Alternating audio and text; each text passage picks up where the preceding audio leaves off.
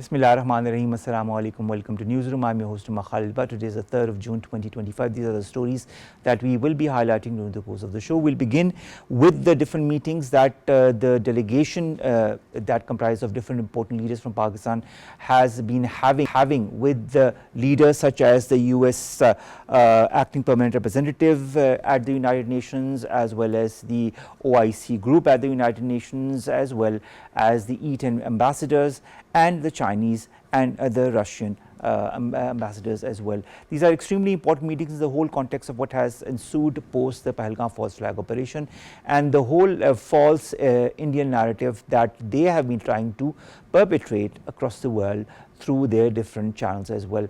And the aim of the Pakistani delegation is to highlight these very falsehoods and to narrate exactly what happened and what the real truth of the whole operation and the Indian jingoism and warmongering is all about. This is going to be our first segment. Our second story, ladies and gentlemen, concerns the situation in Gaza. Today is day 605 of that very conflict. The number of casualties keeps on increasing. So do the people's lack of food, medicine, and the different facilities that continues to evade them because of the deliberate attempts by the Israeli authorities and the Israeli forces to deny them their basic human rights.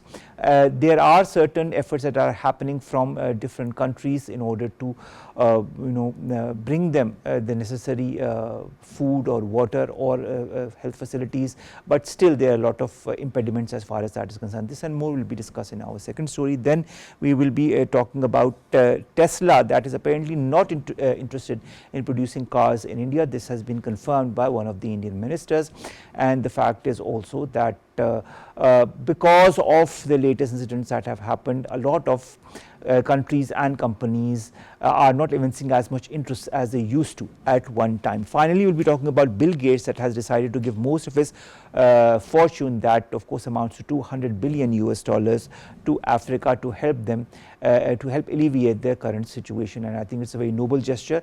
Nevertheless, we will see when and how it happens. This is going to be our last story. Let's begin with that concerns the different meetings of the Pakistani delegation that comprises Bilawal Bhutto Zardari, Sabina Rabbani Khar, Senator Shahid Rehman, Jalil Abbas Jilani, Tahmina Janjua, Musaddiq Malik, Khuram Dastagir, Bushra Anjum Butt, and Faisal Sabzwari, who are in the US, who have met many important leaders, many important representatives of important countries, and have highlighted Pakistan's narrative as far as all that has ensued, and of course the whole Indian warmongering and jingoism that also pertains to all of that. We've been joined by two guests to discuss that in more detail. Let me introduce them to you one by one. Dr. Salma Malik, Foreign Affairs expert, joins us in the studio. Thank you very much, Dr. Salma. It's always a pleasure to have you and to discuss with you important issues pertaining to the world.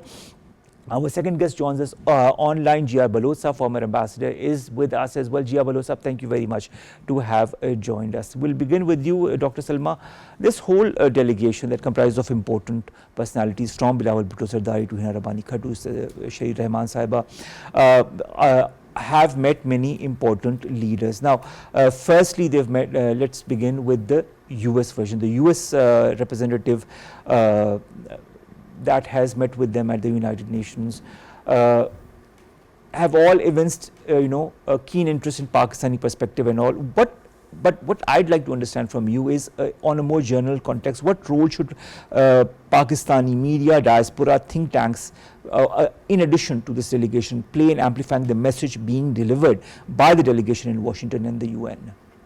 Thank you so much, Omar. I think the need for having a very strong diplomatic offensive was something that we had been talking in your program since the day one, even before the war had started.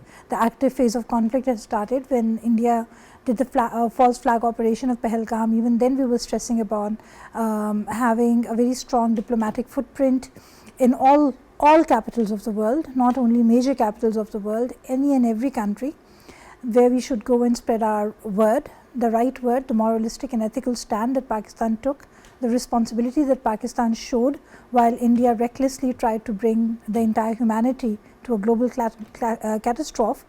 And these were the factors, and I think the type of people who have gone, they are absolutely the right people who can express the views.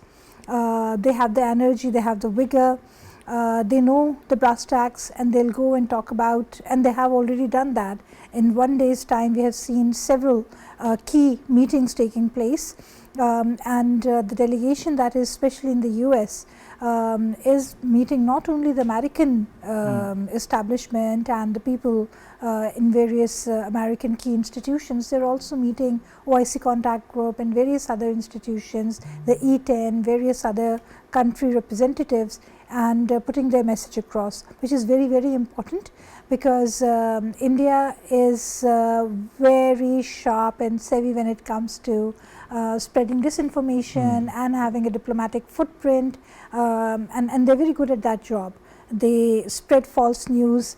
Even today, when the G7 had to take place in India, was not invited by Canada. Interestingly, the Indian establishment is telling its domestic audience that we didn't want to go to Canada. So the way they spin the story, it's very fascinating. But is it a story that is believable by the Indian audience? It entirely depends. I mean, it depends whether India allows its audience to listen to other news around them. If they create a very strong echo chamber and there is no space for outside perspective, so then they'll keep on hearing what is being churned out to them.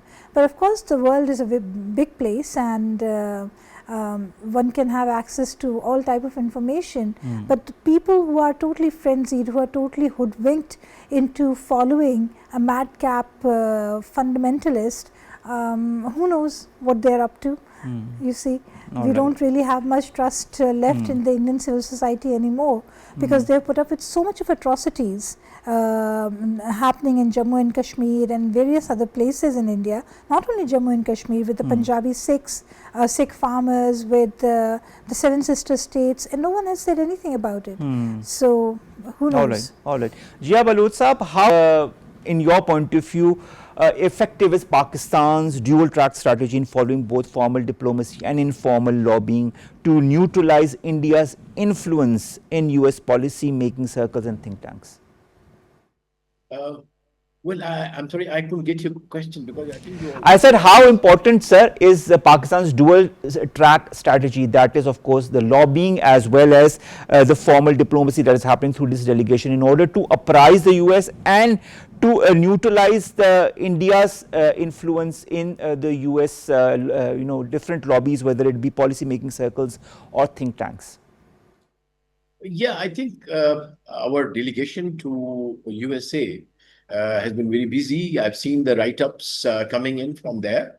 I think they have had their meetings at the UN in New York, and it was an extensive day. And I think what I get from there is that they have had very, very good meetings with the E10 members of this with the UN Security Council.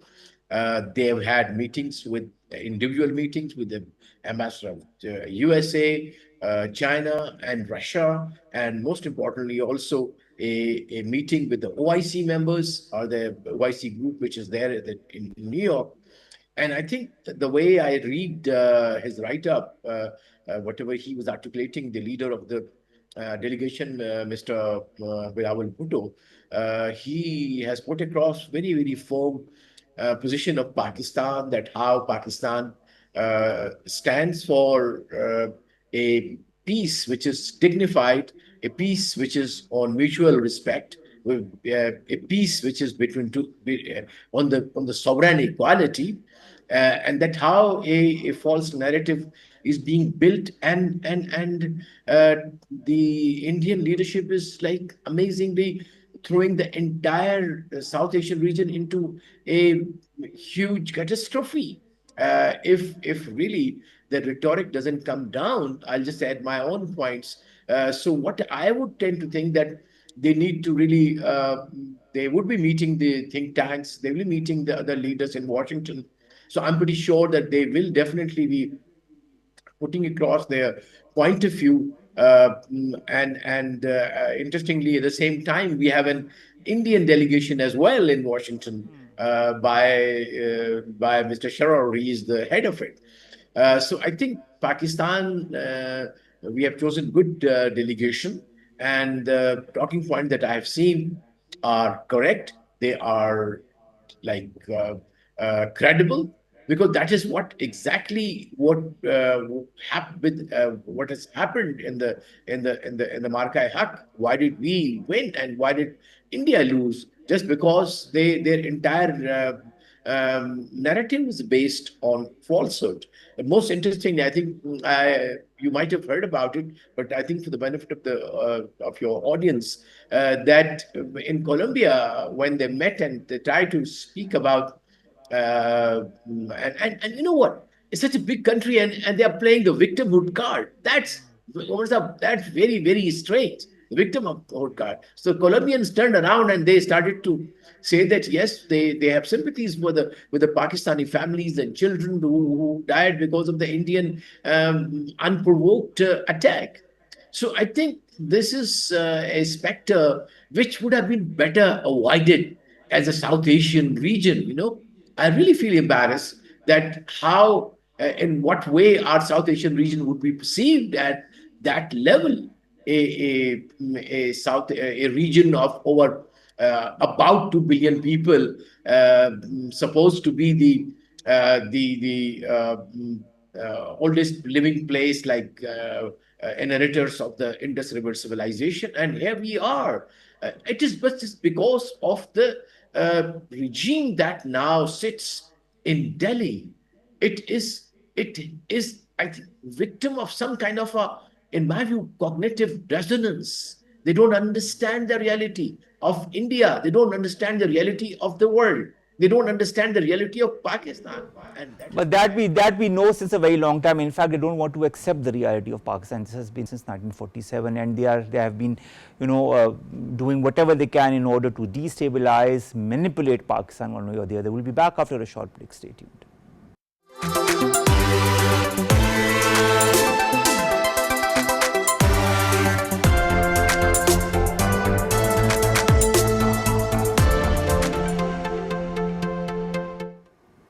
Welcome back, and we're discussing the strategic importance of the different meetings that our delegation is having in the US with the OIC, with the US, with the E10 and others. Dr. Salma, given Pakistan's immense sacrifices in the war against terrorism, do you feel that the international community, particularly the US, acknowledges and supports Pakistan's counterterrorism credentials that the India is trying to negate?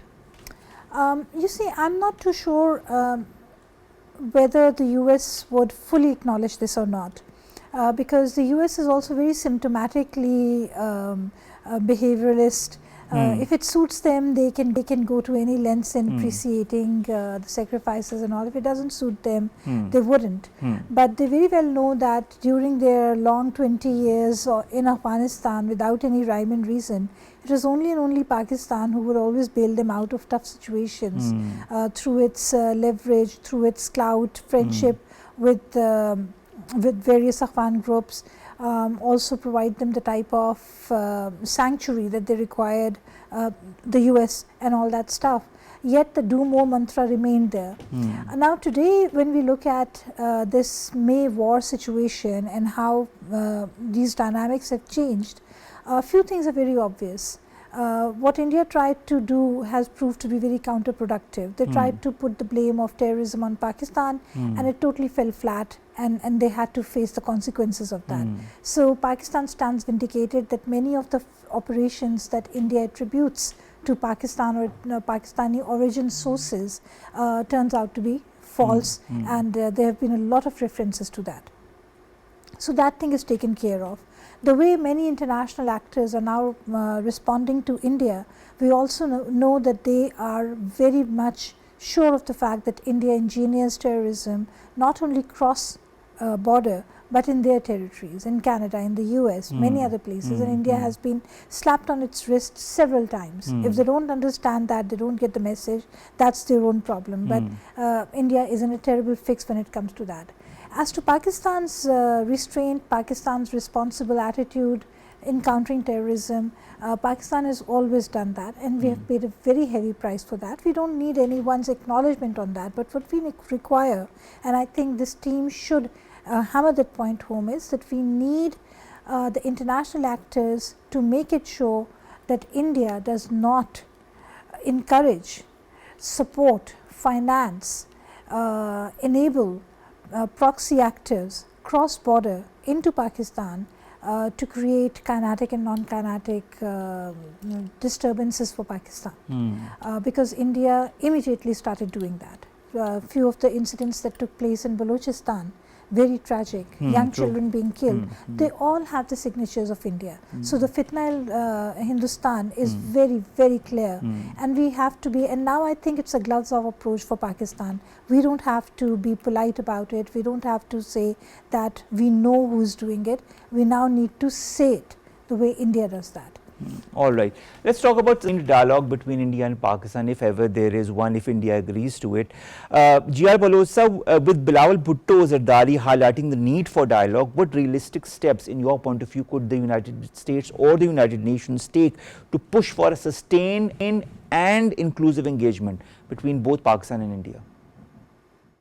Yeah, I think our challenge is, and I think challenge of the for both the countries or for the region is a sustainable peace. And as was very aptly put across by the US President, Mr. Trump, that the underlying and the foundational cause is Kashmir. It has to be tackled. It has to be addressed. How can they scut it away? How can they wish it away? You see, that's a problem, that India has such an unrealistic understanding of history, geography, and the sentiments of the people and the legality of the issue, which is codified in not less than 17 the resolution of the UN Security Council.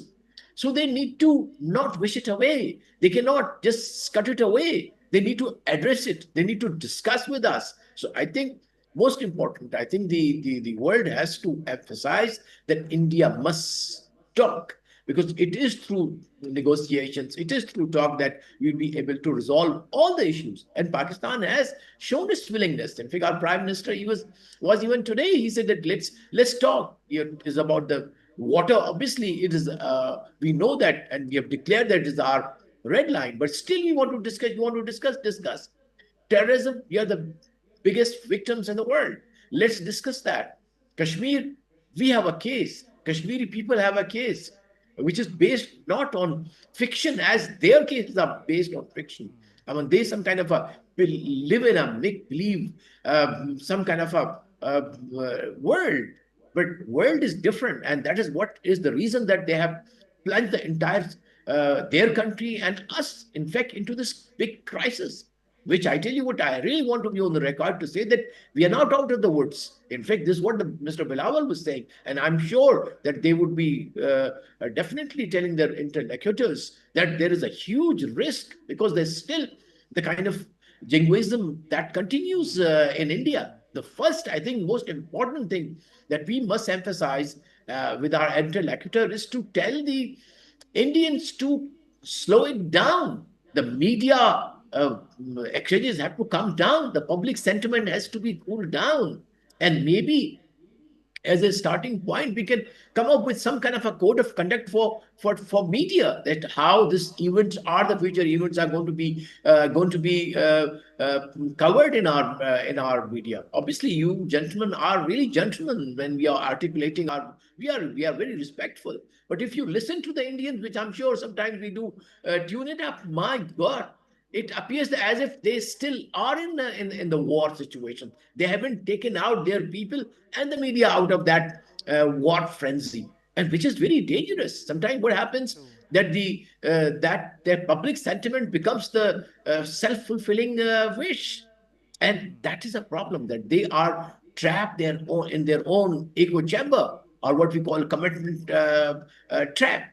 They got to come out. Mr. Modi and his colleagues have to show statesmanship, if they really are statesmen. If they are just people who want to bully around the minorities in their country and smaller countries in South Asia, well, they got the answer. That we have told them, and that is very fair, very, very clear message from the people of Pakistan. 440 million people stand fully united. They will accept no hegemon in South Asia, period. They will not accept any abnormal, normal, whatever they call it, on their terms. They will accept only a honorable peace, a peace with dignity, a peace between the equals. And that is what is our bottom line. And of course, water Indus is our life. Nobody can touch our life. That is for It is sure. a red line as well for us as far as that is concerned. Thank you very much, Jia Baluch, to have joined us. Dr. How does the presence of this high-level parliamentary delegation in the US reflect Pakistan's strategy for proactive international engagement and narrative building, especially under the current context? It's very important. The very composition of this delegation is very fascinating. It is not belonging from one party, it is different parties which are representing. So, there is the message that goes across is that everyone is on a similar page. Then we also have technocrats who are part of this delegation's composition. So, it is a mix of parliamentarians and technocrats who are there and putting across the message, and the voice is one, and it is a singular voice.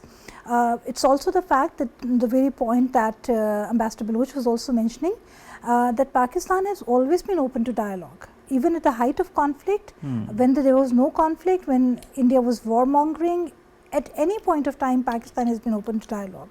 And our position to dialogue with India has never been from a position of weakness. We have always done it out of the goodwill, out of the fact that having no peace between the two South Asian neighbors who are nuclear weapon states means disaster, means that we are keeping peace hostage, we are keeping the future of 1/5 of global humanity hostage, and we need to get into dialogue. And if we do not do that, the very point that India is creating this war hysteria, which actually post Pahalgam made Modi conduct this armed conflict, because he had whipped up the frenzy so much that he had to do what he had to do.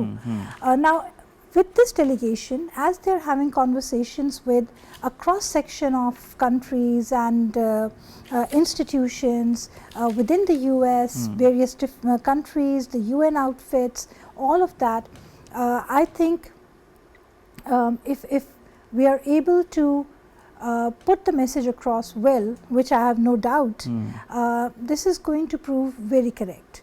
This is what was the need of the hour, the diplomatic offensive, the point where we started from, a very aggressive diplomatic offensive. Yet the fact is that what we are doing is the right approach. We are doing it with a lot of maturity and responsibility. We are not carrying jingoism, we are not getting into rhetoric building, we are putting the facts across. And the world has seen us do that, the world has seen us perform the action, and the action that was performed was purely in retaliation, in self-defense. We never got provoked, we remained very calculated, we remained extremely restrained in the face of extreme provocation. I mean, there was no dearth of people expressing their emotions in Pakistan as to why we were not responding to a lot of Indian stupidity that was falling from the skies. But the fact that Pakistan did not want the situation to escalate beyond a certain point and keep the escalation control in its hand, which was extremely tricky, is what is the message that the entire world would see. And this delegation is doing that, it is doing the right job, and it will put the message across very well. Inshallah, I think, I hope that with the number of meetings that they've had and the reaction that has come, I think the message is getting across. Also, a message that needs to cross, Dr. Salma, is what is happening in the Middle East, you know. Absolutely. The people in Palestine are, through pictures, through statements, through visuals, showing the entire world of what the Palestinians are going through. Nevertheless, despite that, not much is happening on that front. Israel continues with its, violent measures, with its genocide, with its, measures that we have never seen, even during world wars, happening as far as people are concerned, humanity is concerned. This is a grave distress to humanity and humankind, and examples are being set every new day. With the number of casualties that we now are seeing, 54,510 Palestinians and 124,000 plus who've been wounded, then 16,500 plus children who've been killed so far since this whole conflict began, and now we are day 605. This horrific, intentionally repeated crime, will we ever see an end to it? I hope so. And one can only hope and pray that the end, when it happens, it's in the favor of these beleaguered Palestinians. It brings them a future, and it becomes a balm for them, for the sacrifices that they're putting, not by hour, not by minutes, but by seconds. A mother losing her child to starvation, to Israeli shelling, to anything. Hospitals, sanctuaries, nothing is safe there. They have no food, they're starving.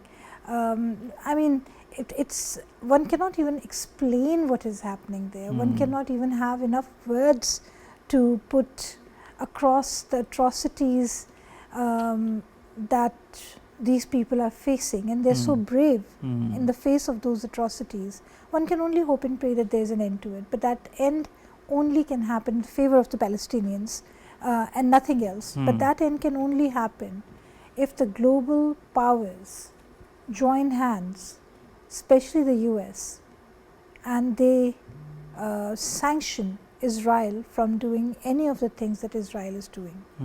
If they don't do that, there are several countries in the Western capitals which are already putting pressure on Israel.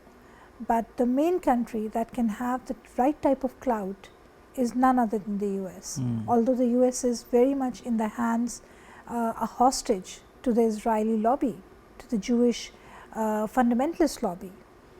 We should also keep in mind that there are Jewish people in different places of the world who are in favor of the Palestinians, who hate what Netanyahu and his brigade is doing.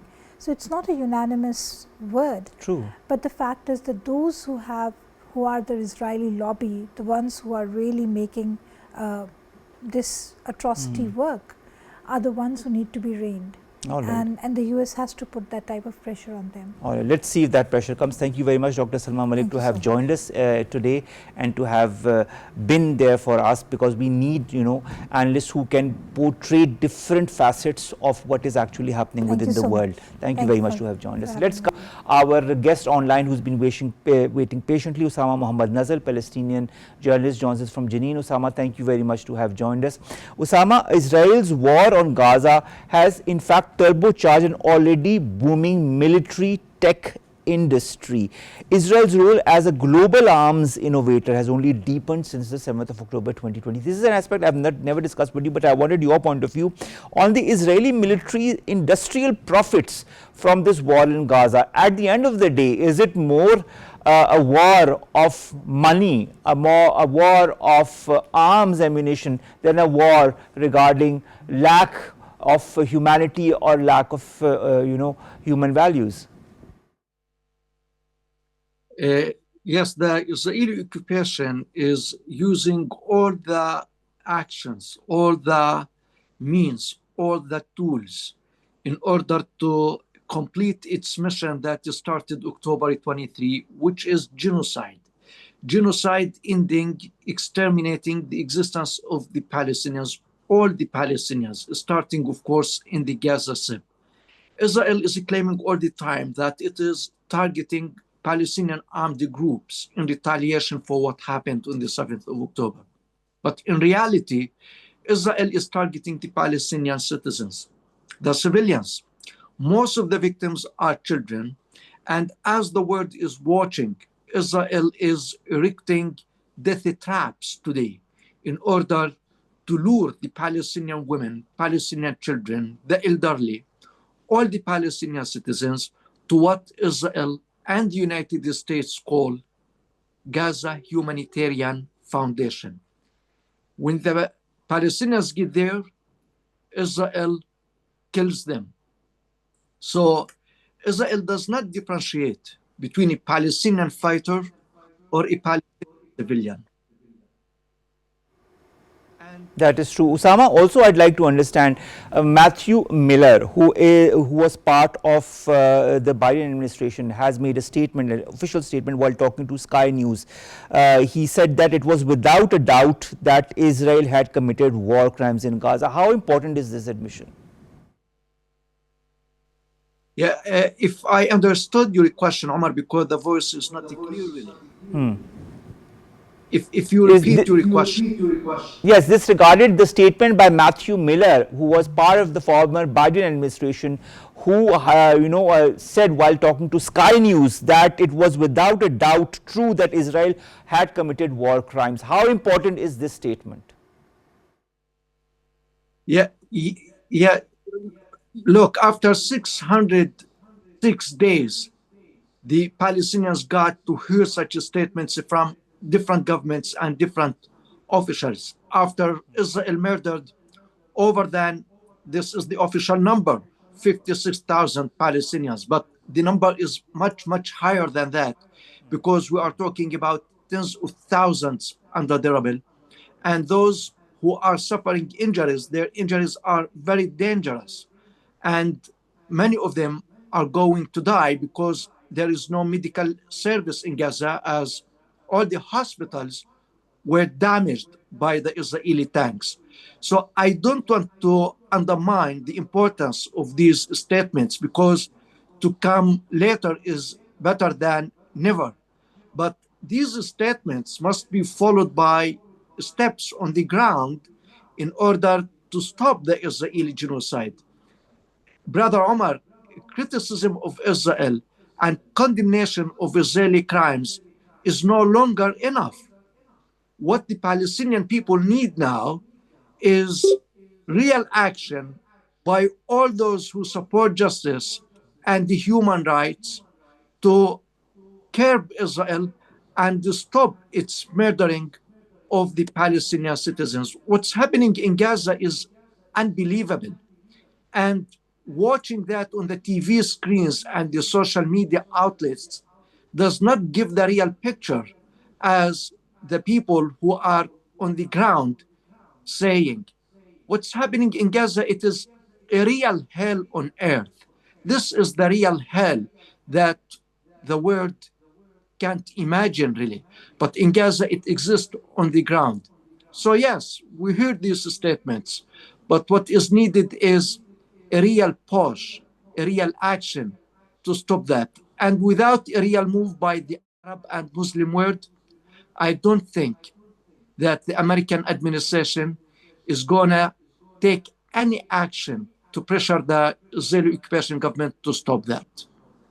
Also, Osama, the United Nations Human Rights Office says that the denial of basic food, basic water and relief for civilians in Gaza may constitute a war crime. I mean, they talk in detail about the attacks that are happening on the civilians. Just 27 have been killed in an aid distribution site in Rafah this morning as well. That has been confirmed by the Gaza media office. Why is there not so much of an outcry when it comes to such humanitarian incidents, such war crimes that are happening every single day in Gaza? If I understood your question, what's happening in Gaza is more than war crime. It is, I don't think that we have in the Arabic, English, or Urdu dictionary a word that can describe the reality of what's happening in Gaza today. You see children all the time crying under the rubble, and they find no one to rescue them because the Palestinian institutions in Gaza are fully damaged, and the civil defense there and the fire brigades don't have any tools really to rescue these children. So these children keep crying until they die under the rubble. Many of the citizens now can't stand on their feet because of starvation. They are hungry. And the United Nations statement was clear yesterday that Gaza is the hungriest place in the world. So these images and these atrocities are worse than war crimes. What's happening in Gaza is annihilation of the entire nation of Palestine living in Gaza. So, as I said, Omar, it is not time now to diagnose the situation in Gaza or to describe what's happening in Gaza. It is time, and I think it is too late even after 606 days. It is time not only to force Israel to stop its genocidal and murder crimes against the Palestinians, it's time now to punish the murderers of the Palestinian children and the Palestinian women. These murderers who changed even the concept of humanity to many people around the world, because we have a big question today. Where is the humanity? Is our world stripped of humanity? That is a big question that needs an answer. That is so. There are so many questions that need answers, Osama, and those questions I hope will one day be answered. But you know, the displacement orders that are also being given time and again for the people who are already in parts of Gaza, like Khan Yunus, and patients who are in hospitals are told to displace themselves to others. What can they do but then die of the complications of the diseases for which they are in these very hospitals that are already in dilapidated states because of the bombardments by the Israelis? Why isn't the world proactive? Again, the voice is not clear, but I think I asked about Khan Yunis. Now, the Israeli plan, I think, is very clear to everybody. Israel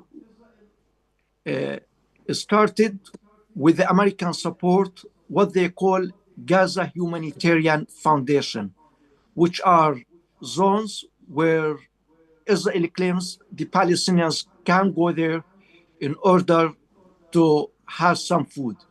But the Palestinians call them death traps.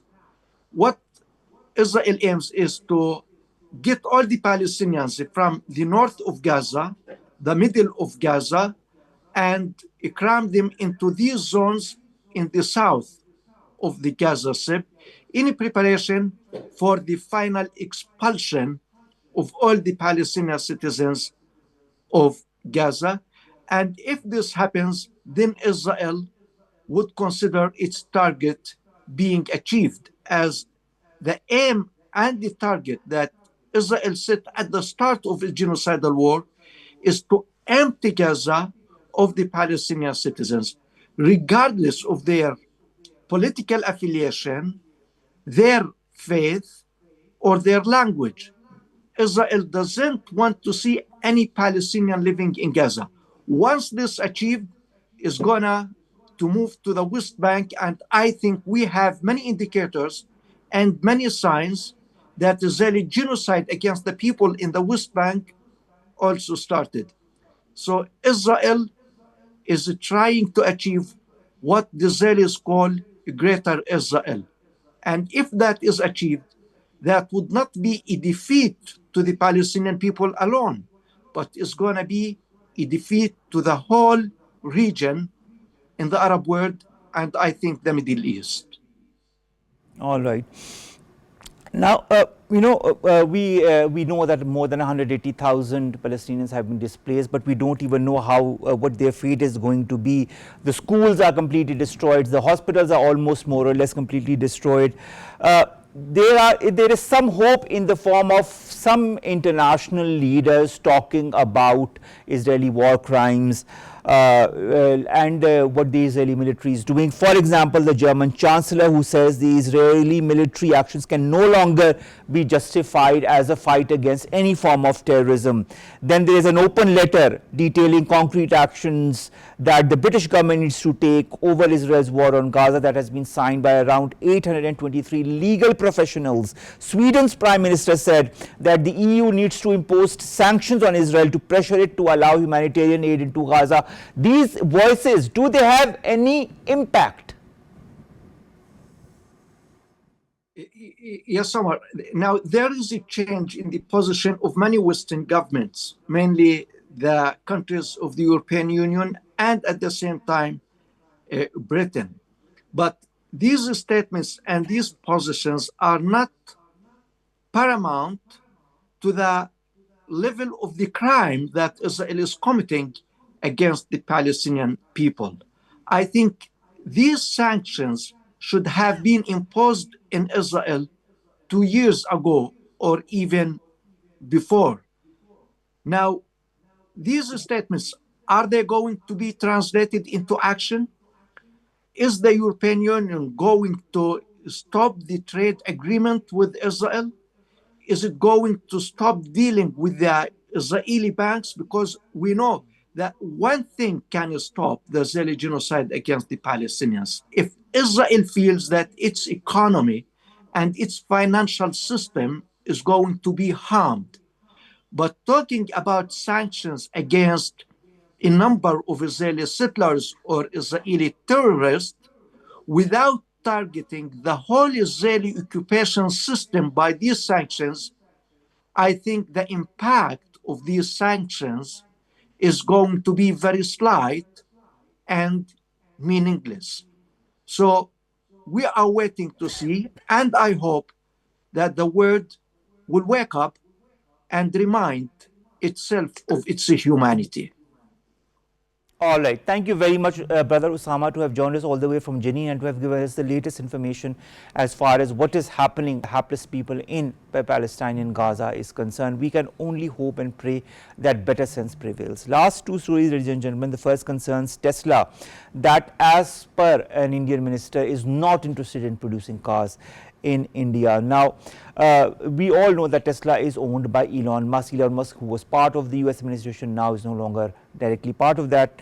Now, the Indians have confirmed that Tesla will not be producing cars within India, and that is what they had wanted. But there are certain decisions that have been taken, as is very apparent, because of the whole way the Indian authorities or the Indian government managed the post false flag operation in Pahalgam, and the way they tried to hamper in warmongering on Pakistan and in the region, and knowing extremely well on the repercussions of that. The repercussions now, of course, India is now witnessing in different forms and manifestations. This is or could be one of them. Finally, Bill Gates, we all know who Bill Gates is, who founded Microsoft. He has decided to give most of his fortune, that is worth $200 billion US, to Africa.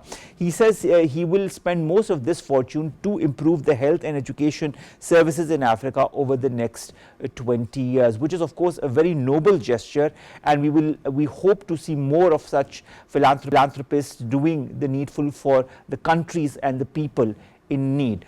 So good news that we wanted to end today's show with this news. Let's see how it improves the health and the education system in the African continent. With that, we come to an end of today's Newsroom. We'll see you inshallah tomorrow with new stories, segments pertaining to us, you in Pakistan. Stay safe. Allah Hafiz.